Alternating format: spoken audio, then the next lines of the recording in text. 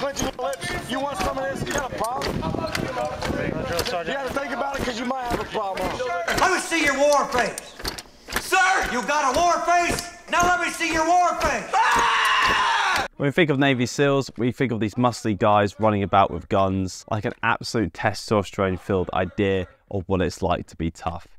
But there is actually some universal wisdom in becoming a Navy SEAL. Today, I'm going to talk about the book Make Your Bed by William H. McRaven.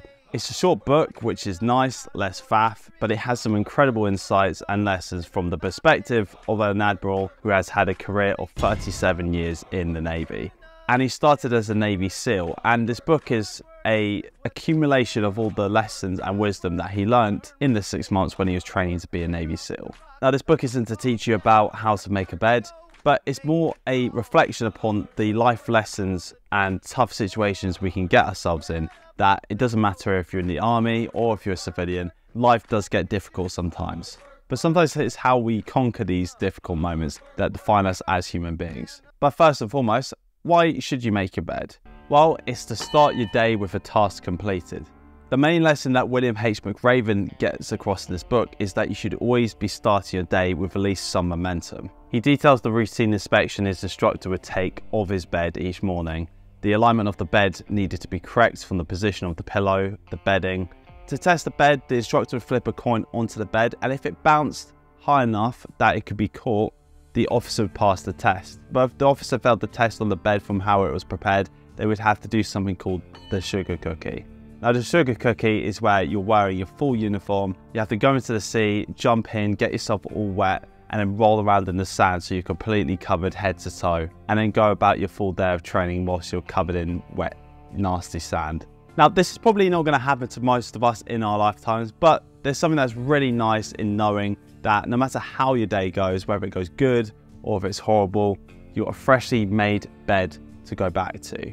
No matter how your day goes, you can end your day right. And this all comes from this really small but significant habit. Another takeaway from this book is that failure makes you stronger. Now, I think the type of people that have to experience a lot of failure early on tend to succeed in amazing ways if they keep persisting. I've always been a slow learner. I've always been the last person to get the thing or learn the skill. So it's always been a bit embarrassing. Now, in the group that William H. McRaven was a part of, they had this thing called the circus. Now, the circus was a form of punishment if you weren't good enough on the day during your timed runs, or timed swims, whatever the activity might have been. The circus was an extra 2 hours of calisthenics at the end of their training day. The circus is designed to filter out the week in the Navy SEALs, because the day after the circus, you'll be still so tired from the extra workout that you would be more likely to perform terribly in the training event, which means, you guessed it, more circus. And what McRaven reflects upon was when he was doing his timed swims, him and his swim partner were coming last a lot of the time. But from doing the continual circuses, him and his swim partner did not give up. They did not quit the Navy SEALs. They would keep persisting even though they kept failing and ending up in the circus. But because of doing the extra calisthenics, it made them fundamentally a lot stronger. So during the swims, they were actually able to get quicker and outpace some of the other officers.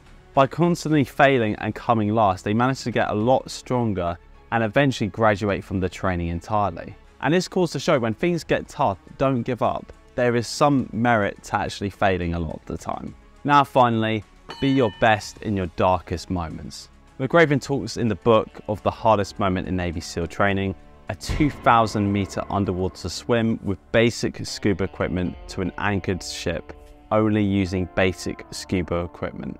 What they had to do was place a dummy explosive mine on the ship and then swim back 2,000 meters underwater to the beach that they had started on. Not only would the scuba gear be found to be quite unreliable most of the time, it would be so dark that you wouldn't be able to see where you're going. There was a speech that the chief officer gave to the troops before they decided to take on this challenge. The officer said, "Tonight you will have to be your very best. You must rise above your fears, your doubts, and your fatigue.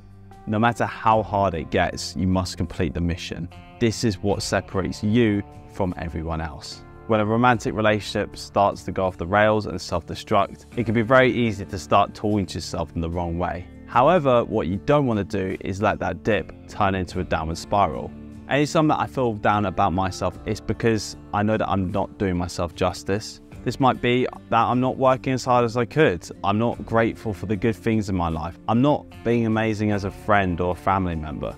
That's why if you're the best you can be, even when you don't feel like it, to say that you will have smooth sailing afterwards, it's going to be a massive understatement.